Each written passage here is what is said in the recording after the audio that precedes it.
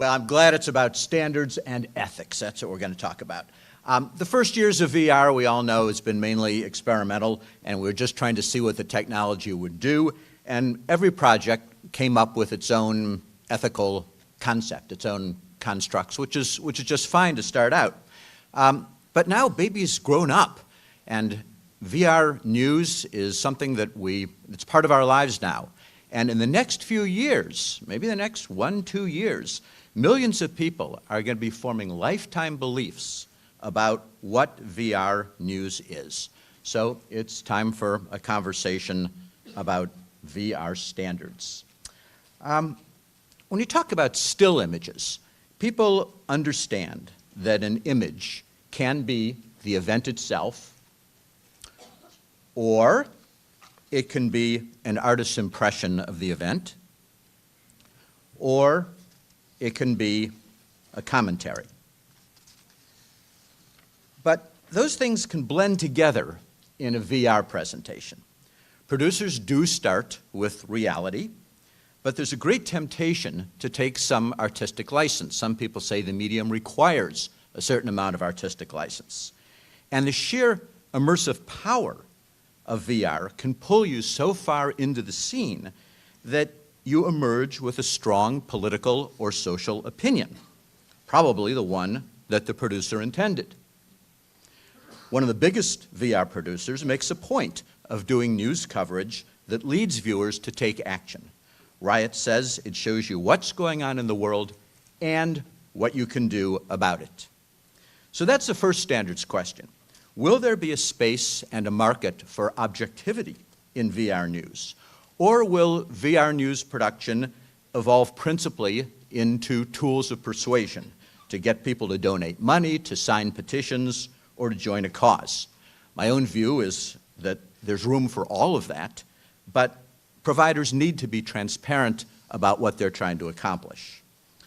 The second standards question is how real VR imagery should be. Here's a presentation by the AP, my company, showing a super luxury hotel suite. This is 100% real. Everything is photographed precisely. You can walk around objects and see them as they really are from any side. I'll compare that to a couple other projects. This is a production by The Economist, designed to recreate a museum in Mosul, Iraq, that was destroyed by the Islamic State group.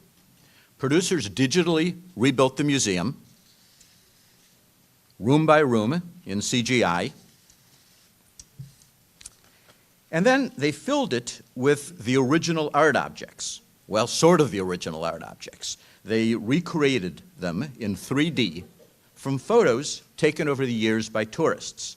It's a fantastic use of VR to bring back something that had been destroyed. But the photos were taken by different tourists from different angles in 2 dimensions. So while the 3D objects look authentic, the VR creators acknowledge that they're not close enough to the original to provide scientific, archaeological value. Well, here's a VR scene by Jamie's Emblematic Group of an explosion in Syria. It also was created from 2D video.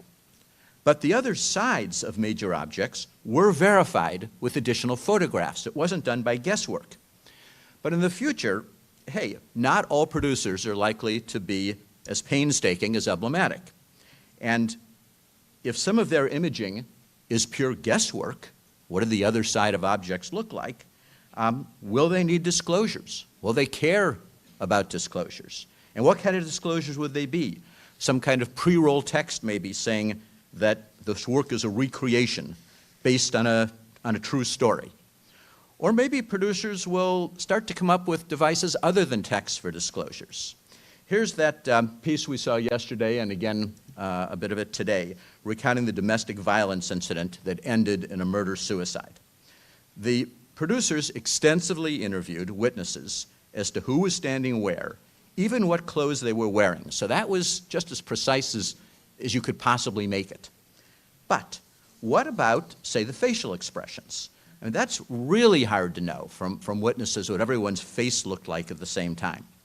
Well, uncertainty in a situation like that might be conveyed by obscuring the exact expressions, to make clear we don't know what they are.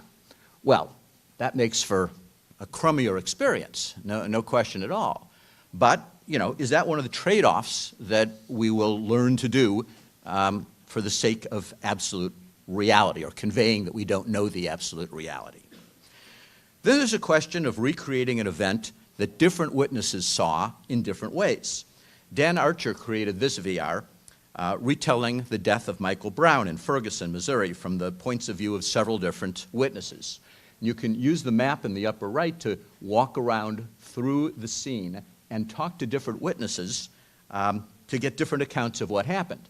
The VR adds power to each witness's account, but the final decision on what to believe is up to the viewer. So here's another standards question. Should VR producers show the viewer everything the camera captures? Here are the bodies of migrant children 3 months ago on a beach in Turkey. Still and video photographers can select their angles. So if they want to avoid the children's faces, they can. But a VR camera sees everything. Traditional journalistic standards say you should never manipulate the content of a photo. Well, should that apply in a situation like that? We ran into that situation a lot less tragically in the recreation of that luxury hotel suite.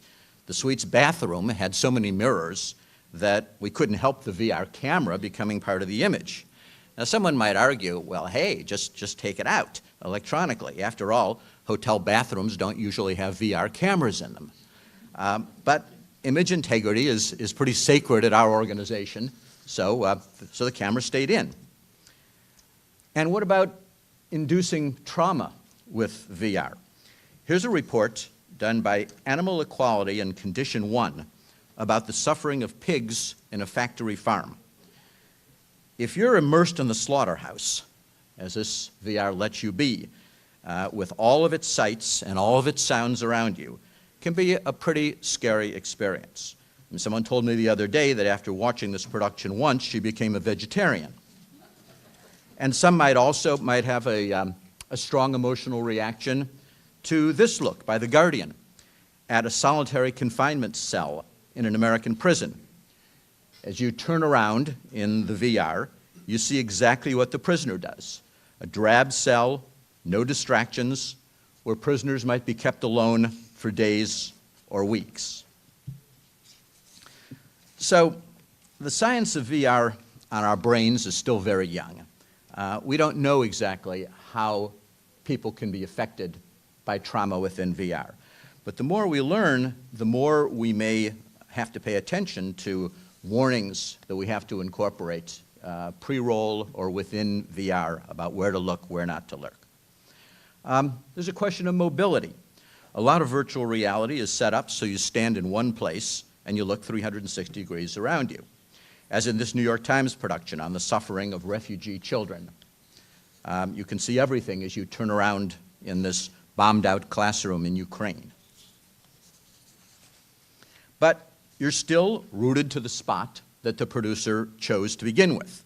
If the VR technique lets you walk through a scene, you're still in a walled world selected by the producer. You can only make those turns the production allows. Should the producer provide some context about whether the solution was different a few blocks or a few miles away? And then some news companies say the complexities of VR force them to stage events or re-stage events, something they may never have done before. So here's a comment on that from an editor of the New York Times.